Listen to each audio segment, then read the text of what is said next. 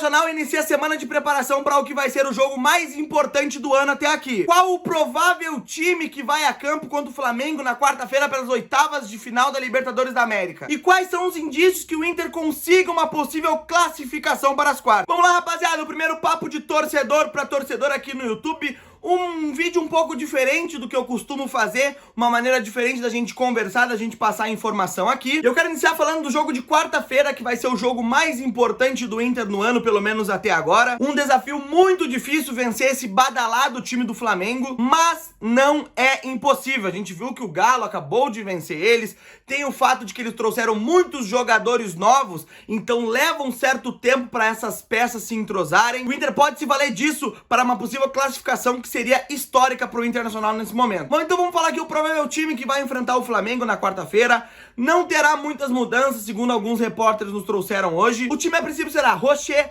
Aguirre, Vitão e Juninho, porque o mercado está machucado, Bernabé e Thiago Maia, Alan Rodrigues, né, fazendo sua estreia na Libertadores, Tabata, Alan Patrick e Wesley, e na frente Ricardo Matia. E nesse time temos 3 mudanças que pra mim serão fundamentais para uma possível classificação do Inter. Começando com Alan Rodrigues, né, que fez sua segunda partida agora no final de semana e fez uma baita de uma partida e mostrou que tem muita qualidade, muito mais do que o Bruno Henrique estava jogando naquela posição. Eu não sei se ele joga tudo isso que a gente tá vendo nessas primeiras partidas, mas só o fato dele ser melhor do que o Bruno Henrique, estar no momento técnico melhor do que o Bruno Henrique, já dá uma certa esperança em todo o torcedor colorado. Fora que ele divide o protagonismo no meio campo, né? Não é mais o Alan Patrick pegando a bola sozinho, tendo que armar sozinho com 2, 3 em cima dele. Ele puxa um pouco desse protagonismo pra ele, liberando um pouco mais o Alan Patrick pra poder jogar, tanto que o Alan Patrick jogou muito com ele no final de semana que passou. E o outro é o Tabata, que foi pro time titular por causa do Carboneiro, né, da lesão dele contra o Fluminense, e ele já tinha deixado claro que ele pode até jogar de ponta, só que ele é um meia pelo lado. Então ele não tava rendendo muito justamente porque ele tava sendo espetado como um ponta, coisa que ele mesmo disse que ele não é. Nesse último jogo ele teve a liberdade, ele estava escalado como ponta, mas estava puxando para o meio. Ele não foi à linha de fundo nenhuma vez, ele ficou por conta do Wesley. O fato desse jogador estar jogando na posição que lhe agrada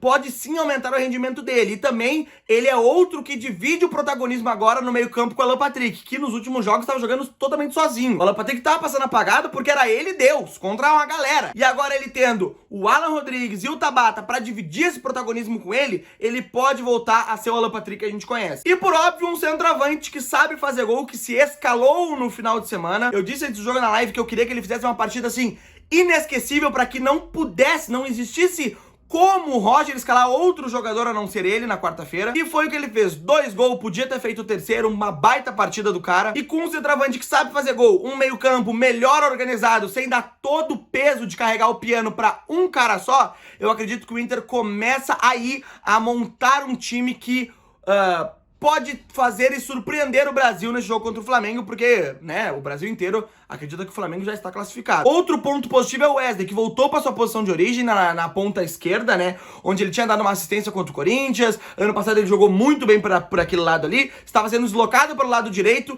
e com a lesão do Carboneiro, o Tabata ingressando no time, ele voltou para a posição onde ele está mais acostumado e fez uma baita partida contra o Bragantino. Então, mantendo ele ali, que ele consiga jogar da maneira como ele jogou o final de semana, acredito que é uma baita arma pro Inter, que tá voltando a jogar bem, porque não faz um bom ano o Wesley. Também temos o Juninho, que jogou muito no final de semana, então chega com a bola cheia pra esse jogo, um time que venceu, espantou um pouco a crise, vai chegar um pouco mais relaxado, sem tanta tensão, e pra mim esses são os pontos que podem fazer com que o Inter traga, assim, um bom resultado lá do Rio de Janeiro e resolva em casa e consiga a classificação para as quartas de final que é tão desejado. Gurizada, formato novo, formato diferente, trazendo aqui pra vocês. Não esquece de se inscrever, curtir, compartilhar o vídeo. Vamos iniciar aí uma nova produção de vídeos aqui verticais aqui no YouTube, conversando um pouco mais com vocês, sendo um pouco mais informativo, mas vamos também manter os vídeos curtos, os vídeos engraçados, enfim, não vai mudar nada em relação a isso. É só um conteúdo a mais que eu tô trazendo pra vocês aqui e vamos junto aí cada vez mais melhorar e trazer coisa nova pra vocês. Tamo junto, gurizada. É os guri.